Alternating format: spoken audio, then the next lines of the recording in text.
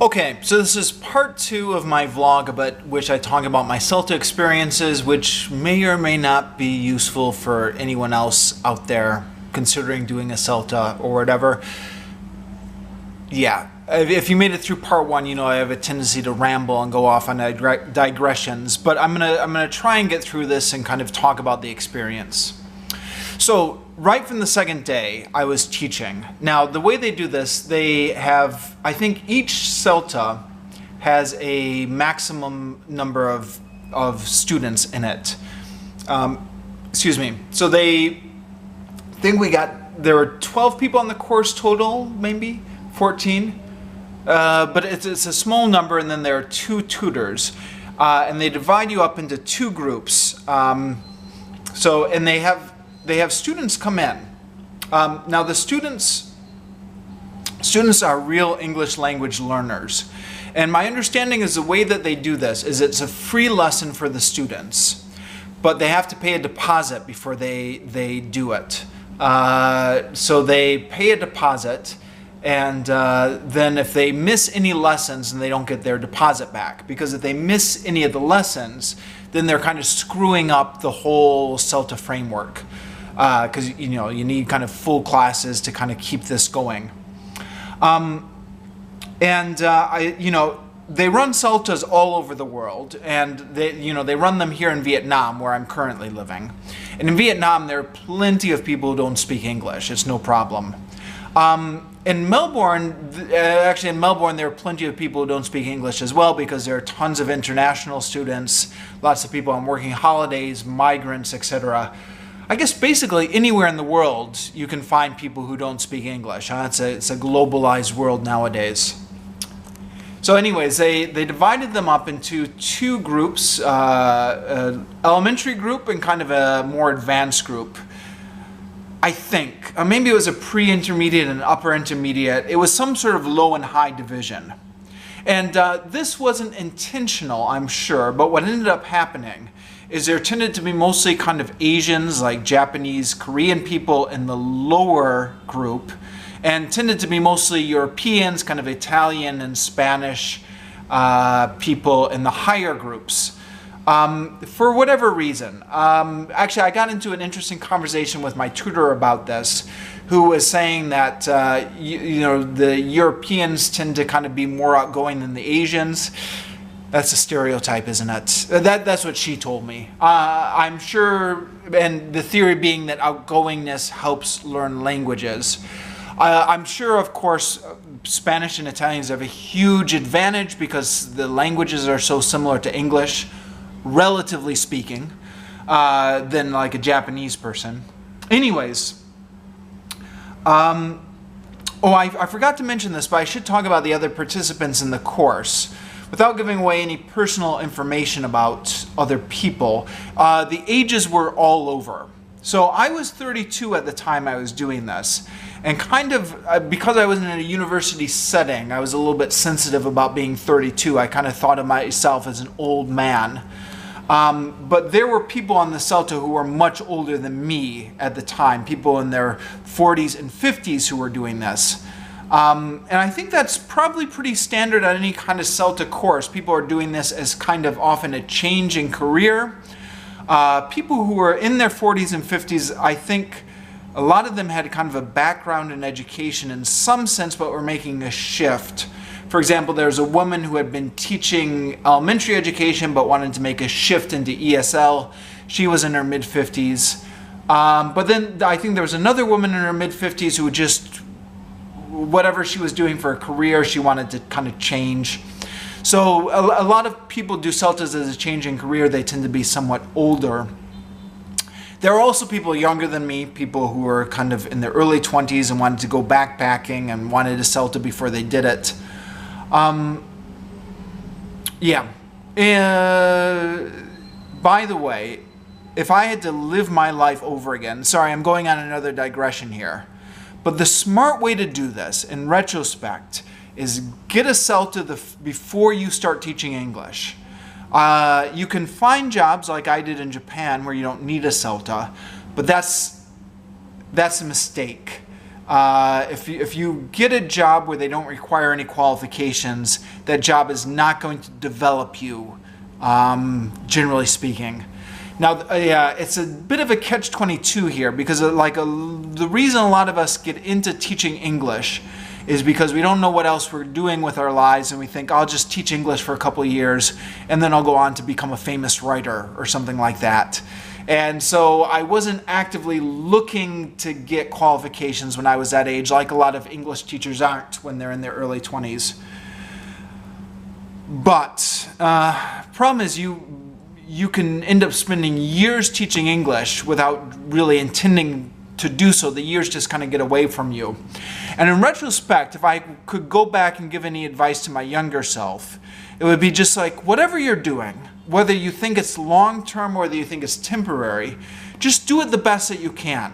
Get kind of all the qualifications that you can to help you do it, and kind of like assume whatever you're doing is either going to be semi-permanent, or it's going to be kind of doing it the best you can would be kind of a launching point into other opportunities.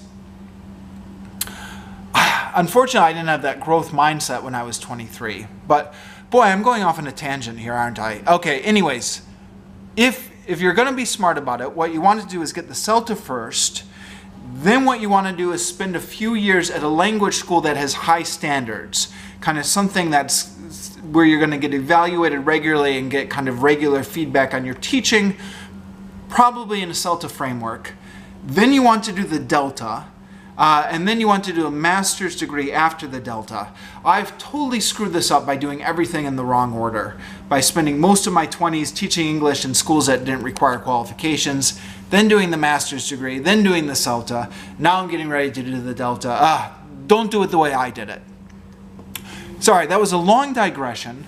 Back to the CELTA. We got split up. Our group did the lower learners the first time around, and we were teaching right from the second day, which was incredibly stressful. Now, I had some teaching experience beforehand, but I knew that the quality of that teaching experience was not great. It was being an assistant language teacher in Japan, in which I didn't have to prepare a lot of lessons. I was working at English conversation schools at Nova, in which I also didn't have to prepare a lot of lessons. So I thought, geez, I should never have told anyone that I have teaching experience, because now I've kind of raised the bar for everyone myself, and I'm going to get up in front of everyone tomorrow, and my lesson's going to suck, and I'm going to embarrass myself. So I was up to kind of 1 a.m., kind of trying to prepare a lesson. Being up till 1 a.m. was quite common during the CELTA. I was up till 1 a.m. a lot preparing lessons. It was a stressful experience, yeah. But then I got up in front and the lesson went well. And I think it went a lot better than the other students who were doing the CELTA course. Hopefully I'm not tooting my own horn by saying that. But you know, like, that experience I had had in Japan helped me out in ways I didn't think it would. It gave me kind of a classroom presence. So I was nervous doing it. I was so nervous, but I didn't look nervous, because once I got up to the front of the class, I kind of found my rhythm a little bit. Kind of all those years of being up in front of the classroom in Japan.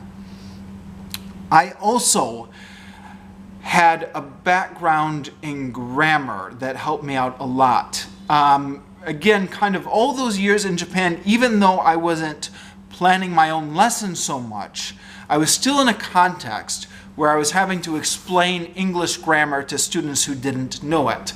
So I think the very first lesson I was doing was on countable and uncountable nouns, which the other people in my CELTA group didn't know anything about, but which I was kind of relatively familiar with because I had to explain this to Japanese people.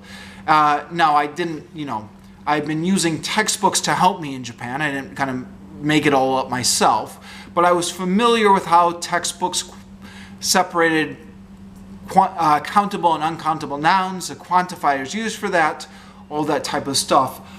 Also, I think, maybe I'm wrong here, but I think being an American, because I was an American doing my CELTA in Australia, being an American gives you a bit of an advantage over Australians and British people in terms of your background knowledge of grammar. At least that was kind of my experience in Japan, because I was working with a lot of people who didn't know what like the parts of speech were. Like they didn't know what a noun is or a verb is or an adjective or an adverb. Now as an American, like I had learned in school what the various parts of speech is. Now what I didn't learn is why, which is what a second language learner is always asking. Like, why are you using the present perfect here instead of the past simple? We never talked about why. So I couldn't answer the questions in that respect, but I knew what the terminology was, which a lot of Australians and British people didn't, and a British friend explained it to me. He said, you know, in the British education system and the Australian education system, which follows the British education system, they kind of took explicit grammar instruction out of the curriculum about 30 years ago. And he said they kind of brought it back in later, but he said there was a whole generation kind of moving through the schools that didn't really get explicit instructions in English grammar. The theory being that a native speaker doesn't need explicit instructions in their own grammar. Now, he told me that, and I've kind of been repeating it kind of as gospel ever since, and I may be wrong on this. I've since then kind of encountered Australians and British people who have disputed this. Also, American education is always changing as well, and it's kind of different from school system to school system. I've also encountered Americans who have had different education backgrounds than I have. I'm going on another tangent, aren't I? I always go on this digression. Point is, maybe my experience growing up in the American school system gave me more of a foundation with English grammar than the Australians. I don't know. Anyways, my lesson went fairly well, and in fact, when we got done, the tutor was kind of summing it up, and he says, "You all got standard except for Joel. He got an above standard." And I was like, "Oh," because that, you know, that's kind of nice, isn't it? And he said it wouldn't have been an above standard in the second week of the course because there were some problems with the staging. And that's one of the big things about the CELTA is they kind of, you know, the staging is very important, kind of what you do when. Like you've got to kind of do the pronunciation before you do the written form and kind of all this type of stuff. But he said you were confident up there, and he said you had a good command of the language you were teaching. And that was enough to get an above standard on the first week of the CELTA course. Now my friend, the guy who had been doing the master's degree with me, was in the other group who was teaching the upper students, and he had the exact same experience. He was the only one in his group who got an above standard for kind of similar reasons, just kind of knowing the language point well and kind of being confident up in the language classroom.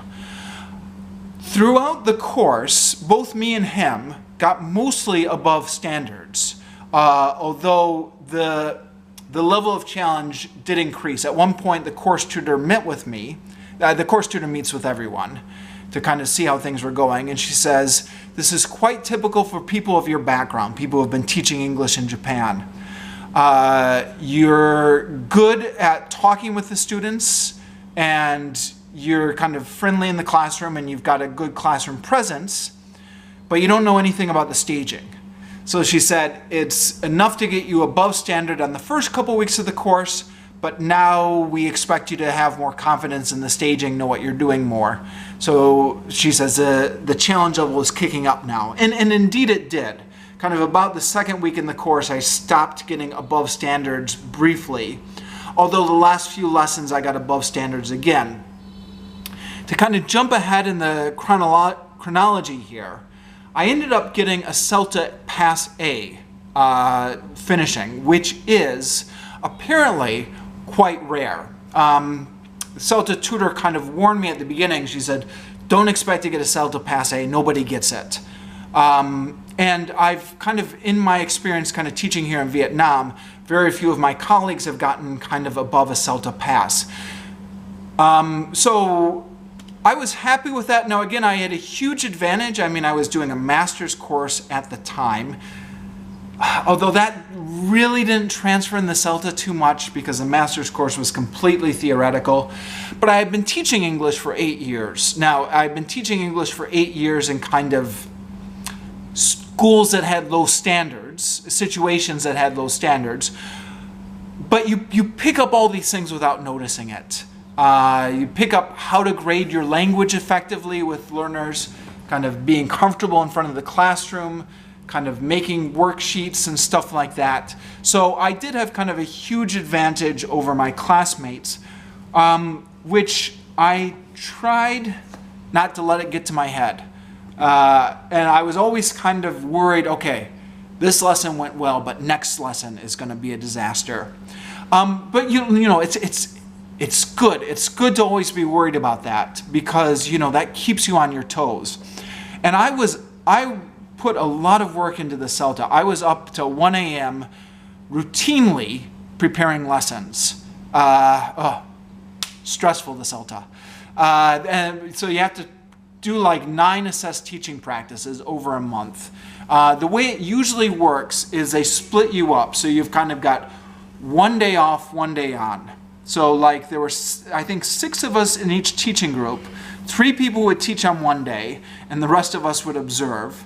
And we weren't just kind of like sleeping. We had like observation tasks, like you got to kind of write up feedback to give your peers.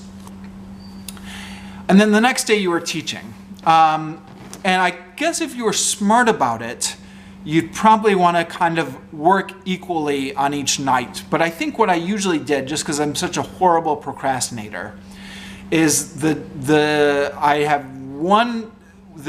night I knew I wasn't teaching, I kind of waste a lot of time, you know, watch TV, maybe even kind of meet up with my friends at the bar or something. And then the nights that before I was teaching, then I'd be like, all stressed out in the computer lab till 1 a.m. kind of typing up my lesson. I also got into the habit of kind of scripting out everything I was going to say on the lesson plan, which took me loads of time, but you know, my tutor said, I've noticed you've been doing it, it's a really good idea. And I think it really did help me. Because like, for one thing, giving instructions is a really important thing in the CELTA, kind of giving clear, concise instructions, cutting down on teacher talking time. Scripting out your instructions will help a lot. It makes it so much clearer in your head if you write down everything you're going to do, because like otherwise, like you can plan about a lesson, but then like during the panic of actually doing the lesson, you kind of forget what you're doing. But if you kind of have scripted it out once, it kind of helps get it into the long-term memory a little bit better.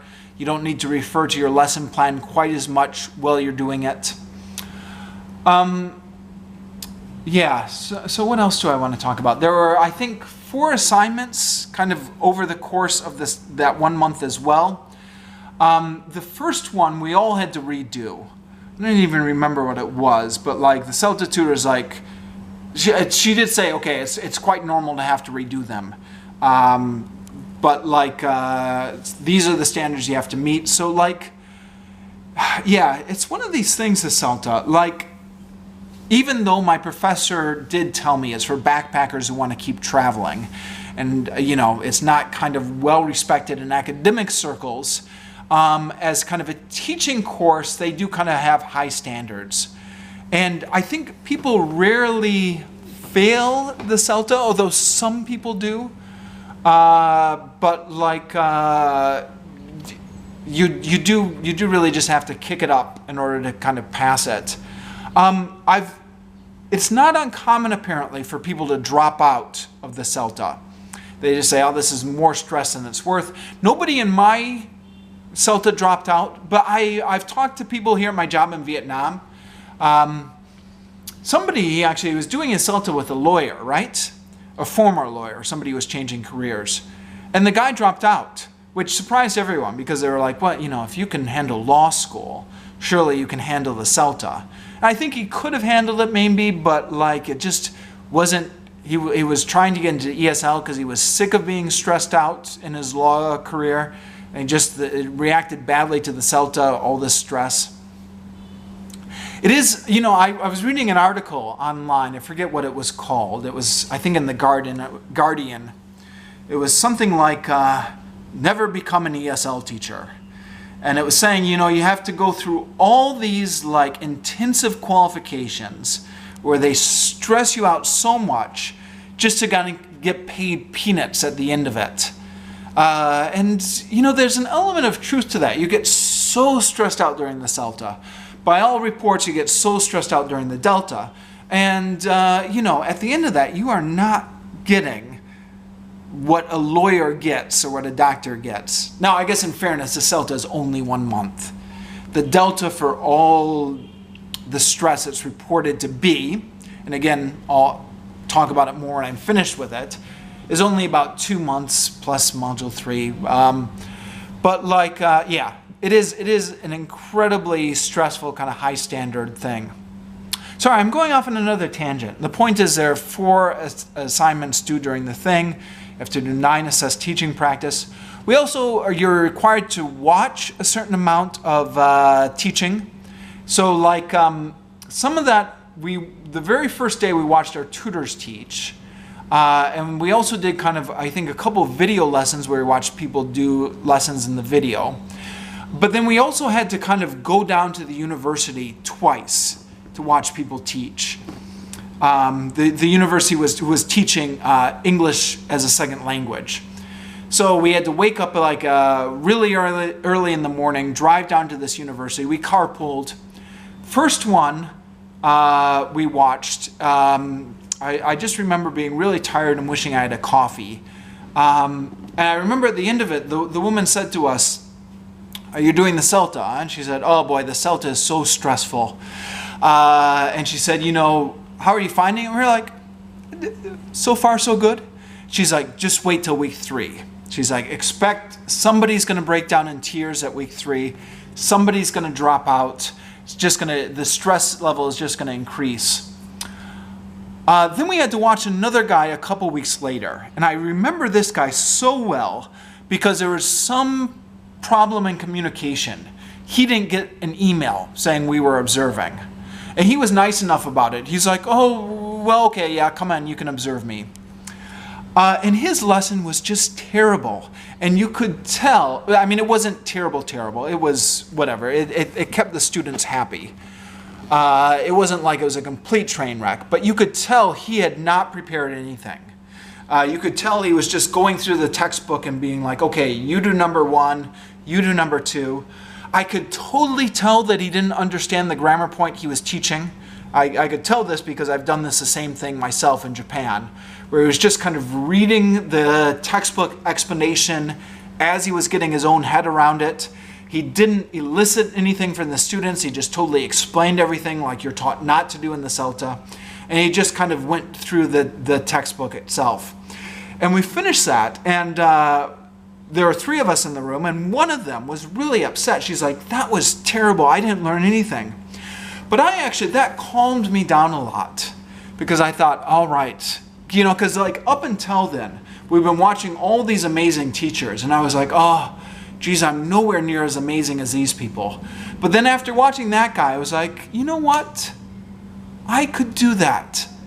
I mean, like, if a guy like that could pass the CELTA and get a job teaching at the university, I could totally do this myself. Now, I'm sure we just caught him on a bad day. He didn't have time to prepare the lesson for whatever reason. But, you know, it still calmed me down a lot.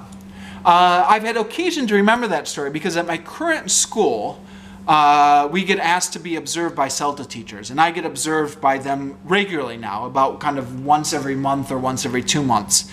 And I try and always kind of prepare really good lessons when the CELTA students come to observe me. But there have been a couple times when like I agreed to it like 6 weeks before, and then like nobody sent me an email to remind me that they were coming, and then they just showed up and I'm like, "Oh no, you guys are here. I totally forgot the CELTA students were observing me." And you know, my lesson wasn't quite as bad as that guy, but lessons where I was kind of just going mainly through the textbook with a few like extra little games prepared, not amazing lessons. And so I always kind of, I figure, okay, I'm just paying that experience forward now. I always do chat to the CELTA guys as well, because like I did my CELTA in Melbourne, but like I don't know what the CELTA in Vietnam is like, firsthand experience. And they always say, oh, so stressful, so stressful. And yeah, I mean, I guess it is. Like the CELTA is stressful, like no matter where you do it. Yeah, what else to talk about? It is really stressful. But then, like, the thing about the CELTA is, like, you spend so much time being stressed out about it. And then all of a sudden you're like, oh, wait, it's week 3 already. I just have, like, a week and a half left to go. And then all of a sudden you're done with that. And then all of a sudden it's something in the rear view mirror. So something like, you know, occasionally you think about it, but it's all in the past. And I guess, you know, that's the attitude to have if you're going to be doing the CELTA. Be really stressful for 2 weeks, and then all of a sudden you'll be in week 3 and you realize you're almost done with it. And then it'll be week 4 and it'll be all in the past. I did have like some like flashbacks when I was reading my journal, rereading my journal. All those kind of nights I was up until 1 a.m. kind of preparing lessons. And especially because I'm getting ready to do the Delta, I'm like, oh geez, this all over again. Oh no. But like, but, you know, for the past 8 years, I haven't really, you know, I'm going to be doing this all over again now because I'm doing the Delta. So I'm really stressed out about it right now at the moment. But like for the past 8 years, it's just been kind of a distant memory. Something that you remember as being stressful, but I remember it fondly. I remember the people I did the CELTA with, and we like really intensely bonded. I've lost track with almost all of them now, kind of as you do over 8 years. But for the first kind of year or 2 or 3 after we initially did the CELTA, we all promised each other we kind of keep in touch with each other, and we did keep in touch for a while. You know, I still remember them and have fond memories of them. The tutors, again, like I said at the beginning of this video, the amount of individualized feedback I got on my teaching, I never got before. And again, I was an education major, university, did my student teaching in secondary education history. So I was teaching at a high school for student teaching, but never got this amount of kind of individualized teaching. They've all been trained in the CELTA technique, for better or for worse. For worse because the technique is a little bit narrow. There are loads of ways you could teach a class, but when you're on the CELTA, there's only one way you could teach a class. But the advantage of having a technique like that is they know exactly what they're looking for when they critique you. So for example, when I was doing my student teaching way back when I was in university, I get kind of vague comments about, you know, what you could do better, what you couldn't do better, stuff like that. But with the CELTA, it's like so specific. They know exactly what they're looking for in the technique. Yeah, what else to talk about? You know what? Maybe I'll just end it here. I've rambled enough. I'm sure there's other stuff I could talk about in relation to the CELTA, but yeah. Oh, sorry. One more thought occurs to me. Part of the CELTA, they videotaped you teaching, and then they gave you the video, and you kind of watched yourself to kind of see what you were actually like teaching. And I've had that video on my hard drive for years, and I was going through my old hard drive the other day, and you know, like after 8 years, computers get broken, stuff gets corrupted, and I thought, I'm going to lose this stuff if I don't make some effort to put it somewhere permanent. So I uploaded it to my YouTube channel, just to kind of put it somewhere where I knew where it was. So in another 8 years, when my hard drive breaks down, it'll be somewhere. It's not. I'll link to that down below as well if anyone's interested. I don't know why you would watch it, but I'll add that to kind of my CELTA videos. Okay, I'll just finish off here.